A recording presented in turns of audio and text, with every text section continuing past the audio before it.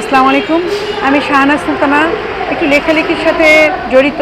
আমার কাব্যগ্রন্থ প্রথম কাব্যগ্রন্থ বেরিয়েছে বিলম্বিত প্রহরে, এবার ২১শে বইমেলায়। আজকে একটা বিশেষ বিষয় নিয়ে আমরা অনেকেই মিলিত হয়েছে প্রেস ক্লাব প্রাঙ্গণে। আজকের বিষয়টা খুবই খুব টাচিং বলবো। আমাদের শিক্ষা ব্যবস্থার উপরে বিষয়টা ছিল। আমার ভালো লেগেছে যে আমি কিছু এখানে বলবার মতো স্কোপ পেয়েছি। আজকের বিষয়টা ছিল যে শিক্ষাক্ষেত্রে যে দুর্নীতি বা এটা তো বরাবর সবসময় হয়ে আসে, কিন্তু বিগত সময়ে আমার মনে হয় ইতিহাসের সর্বশ্রেষ্ঠ দুর্নীতি হয়েছে শিক্ষা খাতে। আমি যদি ওইটার এক্সাম্পলে যাই, যেমন করোনার কালীন সময়ে যেমন অটো পাসের একটা ব্যবস্থা করা হয়েছিল, সেটা না হয় ধরেই নিলাম সব কিছু বিচার বিশ্লেষণে, কিন্তু তার পরবর্তীতে আমরা দেখিনি কখনো স্কুলমুখী আমাদের সন্তানদেরকে। আমার মেয়ে যে স্কুলে পড়তো সেই স্কুলে আমি মাঝে মাঝে যেতাম এবং দেখতাম সেইখানে এত অরাজকতা, সেটা আমি কিছুক্ষণ আগেও এটার আমার বক্তব্যে তুলে উঠেছে যে তৎকালীন সময়ে যিনি গভর্নিং বডির চেয়ারম্যান ছিলেন, ওনার এত অরাজকতা ছিল যে যেটা চোখে ভাসে। যেমন আমাদের প্রধান শিক্ষক, আমার মেয়ের স্কুলের প্রধান শিক্ষক, তিনি দাঁড়িয়ে তাকে সম্মান জানাতেন, তাকে তার কার পর্যন্ত, প্রাইভেট কার পর্যন্ত তাকে যে তুলে দিয়ে আসতেন। এটা কোন ধরনের অরাজকতা বা দুর্নীতি, এটা আমরা ভাষায় প্রকাশ করতে পারি না।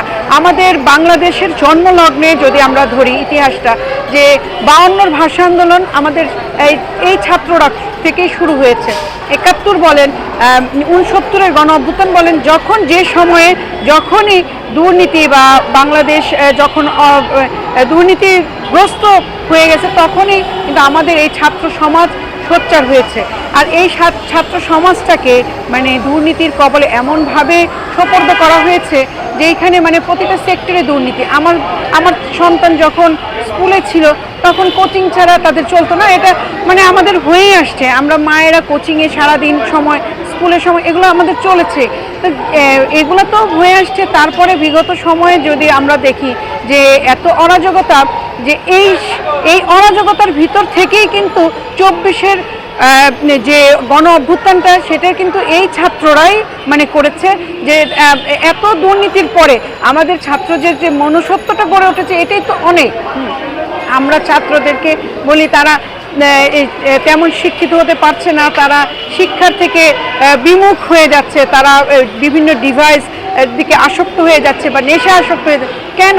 এটার পিছনে তো মূল কারণ হচ্ছে আমাদের শিক্ষা ব্যবস্থাটাই তো ভালো না। আমাদের মূল যে আমাদের গোড়ায় যদি গলদ থাকে, তাহলে আমাদের এই ছাত্র সমাজ, ওরা শাখা প্রশাখা কীভাবে বিস্তার হবে?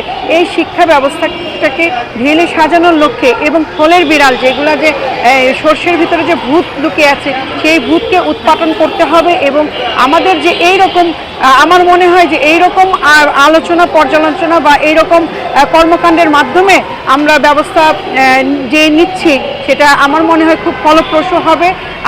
আর বিশেষ কিছু বলতে চাই না। অনেকে অনেক কথা বলেছেন, তবে আমি এটুকু বলবো যে এই যে গত ২ দিন আগে, সবাই জানে কিনা জানি না, আমার ফেসবুকে আসছে, সেটা মিথ্যা না সত্য আমি জানি না, একটা ক্লাস 7-এর একটা ছাত্রকে তার সহপাঠী 4 জন পিটিয়ে খেলার সময় মেরে ফেলেছে। এখন এটাকে আমি এটা সত্য মিথ্যা আমি এখনও জানি না। একটাই আমার চোখে পড়েছে, তাহলে ক্লাস 7-এর ছাত্রর ভিতরে কতটা আক্রোশ হলে সে তারা 4 জন মিলে একটা ছোট বাচ্চাকে মেরে ফেলতে পারে। তা এগুলা আমাদের যে দেশে আবু সাইদের মতো বুক চিতিয়ে জীবন দিতে পারে, সেই দেশে সোনার সন্তান হবে না এমন কোনো কথা না। আমাদের সন্তানরা ঠিকমতো গাইড পাচ্ছে না। আমাদের শিক্ষা ব্যবস্থায় যে দুর্নীতি আছে, সেই দুর্নীতিটা যদি আমরা মুক্ত হতে পারি, অবশ্যই হব। কেননা কোনো দুর্নীতি বা কোনো বেআইনি কোনো কিছু এই পৃথিবীতে চিরস্থায়ী হয়নি, হবেও না।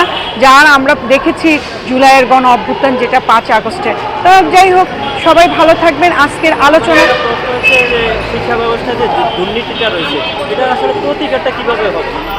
প্রতিকারটা কিভাবে হবে বললাম তো, যে থলের ভিতরে যে বেড়ালগুলো আছে, হ্যাঁ, সেগুলোকে বের করে আনতে হবে। এখন দেখা গেল একটা শিক্ষা প্রতিষ্ঠানে ১০০ জন শিক্ষকের মধ্যে ৯০ জনই তো ছিলেন এই দুর্নীতিতে। হ্যাঁ, ১০ জন, সেই ১০ জনকে রেখে আমরা কি ৯০ জনকে ছাঁটাই করে দেব? না।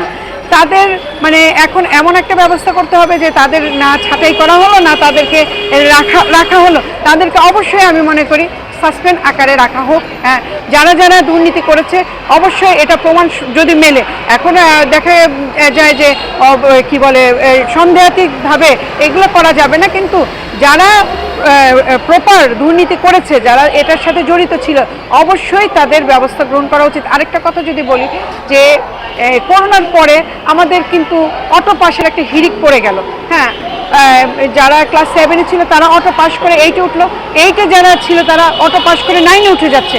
এটা কিন্তু এই যে গত 4 বছরে শিক্ষা ব্যবস্থাটা কোথায় আছে সেটা আমরা ভালো জানি।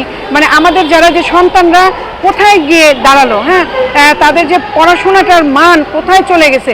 তা আমি বলবো যে একটা জাতিকে ধ্বংস করতে হলে তার শিক্ষা ব্যবস্থাকে আগে ধ্বংস করতে হয়। এই নীতিতেই কি গত ছিল, গত কি হয়েছে সেগুলো আমরা না যাই, এখন যদি সামনে কি আছে সেটা আমরা দেখব। গত তো চলে গেছে, দুর্নীতির এটা তো ফল ভোগ করছে। তা আমরা আমাদের চেষ্টা থাকবে যদি আমরা যদি এই দুর্নীতি, বিরাট আকারের দুর্নীতি থেকে যদি মুক্ত হতে পারি, তাহলে নিশ্চয়ই আমাদের কি বলে শিক্ষা ব্যবস্থার দুর্নীতিও মুক্ত হবে। এটার ভিতরে আলোচনা পর্যালোচনার বিষয় আছে। বললাম তো যে এখানে 90 জনই ছিল দুর্নীতিগ্রস্ত, তাহলে কি 90 জনকে কি আমরা বাদ দিয়ে আমাদের শিক্ষা ব্যবস্থা করা যাবে না? তাদের ভিতরে চেতনাবোধ জাগাতে হবে। হ্যাঁ, একজন শিক্ষক সে অবশ্যই একজন মানুষ গড়ার কারিগর, সে মানুষ গড়ার প্রকৃত কারিগর হয়ে যেন বাকিটা জীবন পার করতে পারে, তাকে এই ব্যবস্থা করতে হবে। আপনি একটা কথা বলেছেন যে শিক্ষককে ছাত্ররা বা ছাত্রীরা উঠে সালাম দিবে, ওটা কিন্তু করে না। এই যে একটা অসম্মানের ব্যাপারটা, এটা আসলে কেন ছাত্রদের বা ছাত্রীদের মধ্যে আসলো? এটা আসলো, এটা আমি বলবো যে নৈতিক অবক্ষয়। হ্যাঁ, যেটা আমাদের মানবিক গুণাবলীর ভিতরে পড়ে। আমরা ছোট বড় একটা সময়ে ছোটকেও সালাম দেওয়া যায়। হ্যাঁ, এটা আমাদের ইসলাম ধর্মে আছে যে যাকে প্রথম সালাম দিবে সে পাবে 10টা সওয়াব, আর যে পরে দিবে সে পাবে 5টা সওয়াব। হ্যাঁ, তো 10টা সওয়াবের পাওয়ার যদি ইচ্ছা থাকে তাহলে আমরা কিন্তু আগেই সালাম দেবো, ছোট বড় এটা কোনো বিষয় না। কিন্তু এখন এটার প্রবণতাটা কমে আসছে। আমাদের ওই যে বললাম না, শিক্ষা ব্যবস্থা ভালো না, এবং আমাদের যে কিছু অভিভাবকদেরও এটা আমি বলবো যে আর পরিবেশগত কারণেও হয়ে যাচ্ছে। আমাদের সন্তানরাই আমি দেখছি যে অনেক তাদের আচরণে অনেকটা প্রভাব পড়ছে। যে বিভিন্ন কি বলবো যে যোগাযোগ মাধ্যম বা ফেসবুকগুলোতে অনেক কিছু তারা দেখে তারা এখন একটু অন্যদিকে চলে যাচ্ছে, কিন্তু এটা সাময়িক। হ্যাঁ, তাদের ভিতরে ভবিষ্যতে তরুণদের উপর প্রভাব ফেলতে পারে বলে আপনি মনে করেন? এটা তো এখনই প্রভাব ফেলেছে, ভবিষ্যতে আর কি হবে, এখনই তো তো যা আছে তারপরে আর কি সামনের দিকে আরো কেমন এটা প্রভাব আপনি দেখতে পাবেন? না, আমি আশাবাদী, আমি কখনো নেগেটিভ চিন্তা করি না, আমি আশাবাদী ইনশাল্লাহ এটারও প্রতিকার হবে। হ্যাঁ, এটা থেকে আমরা বেরিয়ে আসতে পারবো, এটুকু আমার সবসময় পজিটিভ থিঙ্কিং নিয়ে আমাদের এগোতে হবে। হ্যাঁ, আমি পারবো না বা হবে না বা ধ্বংস হয়ে গেছে আমার দেশ, এটা বলা যাবে না। আমাদের দেশ অনেক ভালো। আমাদের এই যে যখন বললাম না, যখন দেশে যেই ধরনের মানে দুর্নীতি হয়, যাই হয়, আমাদের সন্তানরা, আমাদের ছেলেরাই কিন্তু আগে চলে আসে। হ্যাঁ, তারা কিন্তু জীবনের মায়া ত্যাগ করে। তাহলে তারা যদি জীবনের মায়া ত্যাগ করতে পারে, এটা তো সামান্য বিষয়, এটা তো হবেই। ধন্যবাদ।